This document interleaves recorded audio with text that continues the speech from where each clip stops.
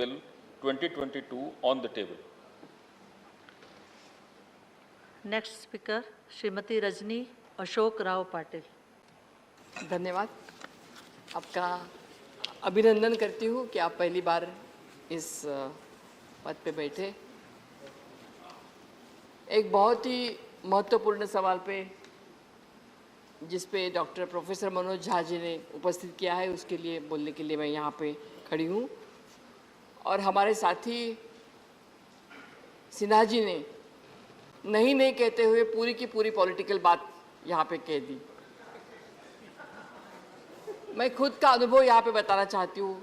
आदरणीय स्वास्थ्य मंत्री जी यहाँ पे हैं।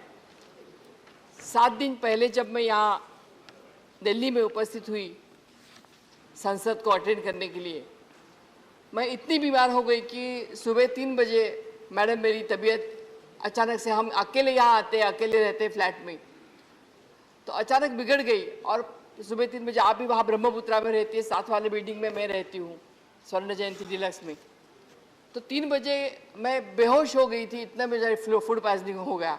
सिर्फ एक मेड थी और एक ड्राइवर था, घर में गाड़ी भी नहीं थी मेरी। बाद में मैंने गाड़ी मंगवाई तो मैंने बोला किसी भी तरह से मुझे राम मनोहर लोहिया हॉस्पिटल तक ले चलो, इतना ही मैं बोल पाई। जब मुझे वहाँ तक लेके गए, मुझे मालूम नहीं मुझे कैसे लेके गए वहाँ तक, तो वहाँ इतनी गंदगी थी और इतने लोग वहाँ पे, एक 10 बाय 10 के रूम में वहाँ पे 8-10 स्ट्रेचर्स लगे हुए थे और एक के ऊपर एक लोग बैठे थे वहाँ पे और चिल्ला रहे थे। इतना एक क्योटिक सिचुएशन थी वहाँ पे। और मुझे लगा कि अगर इस तरह से, मैं बता रही थी उनको कि मैं एक एमपी हूँ। क्या?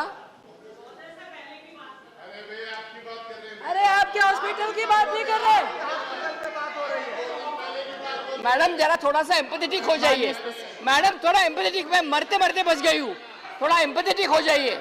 सुन लीजिए, 8 दिन पहले की बात है ये, और मुझे लगा अभी मैं मर जाने वाली हूँ। हॉस्पिटल में गए डॉक्टर्स फिर मैंने डॉक्टर्स को बताया कि आप चाय वगैरह की बात मत करें। वो चाय पी रहे थे, चाय के ऊपर चर्चा कर रहे थे। मैंने बोला तो मुझे, और कोई सब सफाई कर रहा था, कोई कुछ कर रहा था। मैंने बोला मुझे पहले एडमिट करके सलाइन लगा दो, मैं मर रही हूँ।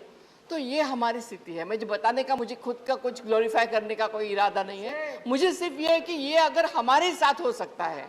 बाद में फिर मुझे नर्सिंग होम लेके गए, फिर डॉक्टर्स की टीम 9 बजे के बाद आई। 3 घंटे मुझे इस तरह से जाना पड़ा। ये मेरा खुद का अनुभव है सिन्हा साहब, ये मेरा खुद का अनुभव है। ये मैं कुछ भी गलत नहीं बोल रही हूँ। अगर आप चाहते हैं तो वहाँ डॉक्टर्स को जाके पूछ सकते हैं। ये मैं कुछ भी ग्लोरीफाई नहीं कर रही हूँ। दूसरा अनुभव 2 दिन पहले, आप चुप बैठिए जरा। 2 दिन पहले एक न्यूज आई थी पेपर में। ये हंसने वाली बात नहीं है मैडम, आपके साथ भी ये हो सकता है, ये आपके साथ भी हो सकता है। चेयर को एड्रेस करिए। एक महिला के साथ ऐसा होता है, हंस रही है, थोड़ा तो कुछ लगना चाहिए आपको। 2 दिन पहले एक न्यूज आई थी 21 साल की एक लड़की जो प्रेग्नेंट थी, 33 वीक्स उसके पूरे हुए थे, उत्तर प्रदेश से आई थी, और जो अपनी डिलीवरी के लिए बार बार विनती कर रही थी सफदरजंग हॉस्पिटल में। डॉक्टर्स को बोल रही थी कि मुझे अंदर ले लो, मेरी शायद मुझे डिलीवरी हो सकती है। डॉक्टर्स ने अंदर नहीं लिया, और जब उसको अंदर नहीं लिया तो उसको बोला गया कि आप सोनोग्राफी करो। सोनोग्राफी का मशीन बंद था। पूरे रात भर वो रिक्वेस्ट करती है डॉक्टर्स को, उसको अंदर नहीं लिया गया। रास्ते पे उसको डिलीवर करना पड़ा। उसकी लड़की 7:30 बजे डिलीवर हो गई। आज आपने देखा होगा सभी न्यूज, सभी पेपर्स में वो न्यूज आई थी। ये प्रैक्टिकल न्यूज मैं बता रही हूँ। मैं कुछ भी उसमें बढ़ावा नहीं कर रही हूँ, कुछ भी क्रिटिसाइज करने का मेरा कोई भी इरादा नहीं, लेकिन we have to be empathetic. हमें एम्पैथी तो कम से कम बताना चाहिए। ये सरकारी हॉस्पिटल में चल रहा है, और इसके लिए हम क्या कर रहे हैं। जब मुझे यहाँ बोलने का भी इरादा नहीं था। जब प्रोफेसर मनोहर झा जी का जब मैंने विषय पढ़ा तो मैं खुद जाके मैंने पूछा कि इस विषय पे मैं बोलना चाहती हूँ, क्योंकि बहुत ही इम्पोर्टेंट इशू है, और इसके लिए हम अगर कुछ भी हिस्सा बता सकते हैं, हमारे अनुभव बता सकते हैं, तो इसके लिए ज़रूर बोलूँगी। इसलिए मैं यहाँ आपके अनुमोदन से खड़ी हूँ। धन्यवाद आपने मुझे बोलने के लिए दिया। 2-3 चीज़ें मैं सिर्फ शेयर करना चाहूँगी। मुझे लगता है कि कोविड का यहाँ जिक्र किया गया। कोविड में हम सब जूझ गए थे। कोविड से हमने भी बहुत बड़ी लड़ाई इस महामारी में की है। हम भी 20-20 दिन हॉस्पिटलाइज हुए थे, जिनकी जगह पे मैं आई थी, जिसका उल्लेख मनोज झा जी ने किया, राजीव सातो मेरे छोटे भाई वो इस महामारी में गुजर गए थे, हमारे अहमद पटेल जी इसमें गुजर गए थे। और इस महामारी में जब पूछा गया गवर्नमेंट को, उन्होंने हमेशा ये आंकड़े गलत दिए गए। कोविड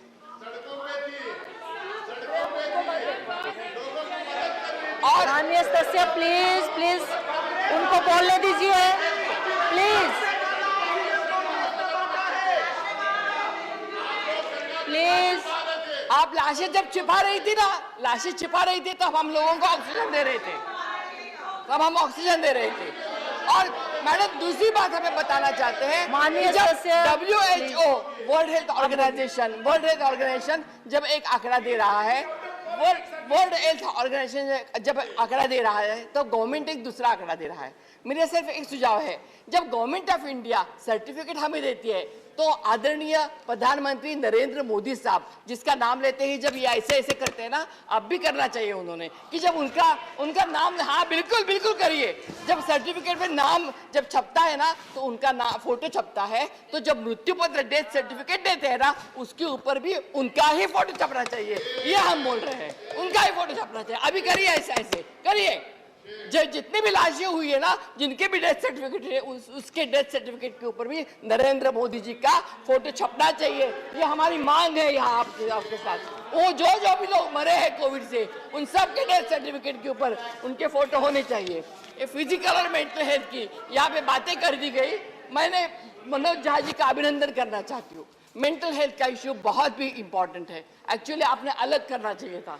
मेंटल इश्यू जो है ना, मेंटल हेल्थ का इश्यू हम रूरल एरिया से आते हैं।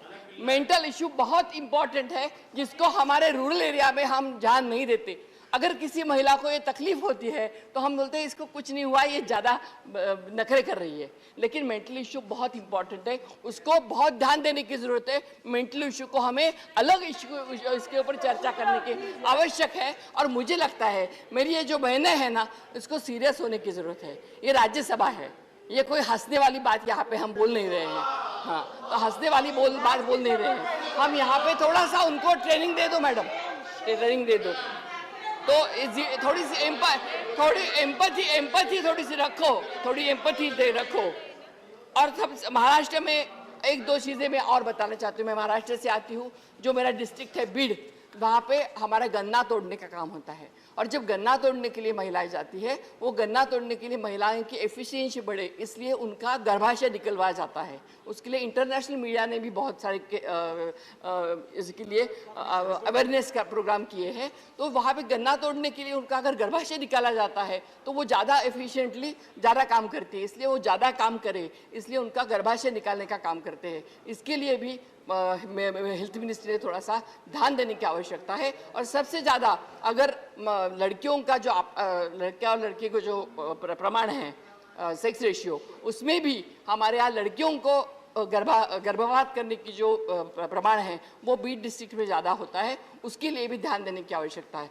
इतनी बड़ी व्याप्ति है प्रोफेसर झा कि ये एक इशू एक घंटे में होने वाला नहीं है।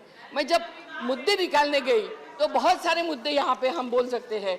और मुझे लगता है कि जब हम यहाँ बोलते हैं कि पीएम केयर फंड है, गंगा की लाशें है, बहुत सारे इश्यूज है जो यहाँ हम बोल सकते हैं, लेकिन जब अभी सिन्हा जी ने बोला, मैं एक ही बात बताना चाहती हूँ कि सबसे ज़्यादा हॉस्पिटल्स, सबसे ज़्यादा मेडिकल कॉलेजेस, क्योंकि नेहरू जी ने जब यह कार्य संभाला ना, नेहरू जी जब प्रधानमंत्री हुए ना प्रथम, प्लीज उनको बोलने दीजिए, प्लीज बोलिए। माननीय सदस्य प्लीज, माननीय सदस्य प्लीज। देश में अगर किस चीज की आवश्यकता है तो इस देश में हमें IIT चाहिए, IIM चाहिए, हॉस्पिटल्स चाहिए। इस देश में मंदिर से भी ज्यादा अगर चाहिए तो इस देश को खड़ा करने के लिए 70 साल में क्या किया, क्या किया, क्या किया गूंजता रहता है। 70 साल में ये किया हमने, और इसीलिए आप लोग सब खड़े हो। यही बता के मैं अपनी बात को समाप्त करूंगी। धन्यवाद। माननीय सदस्य श्री संजय सिंह।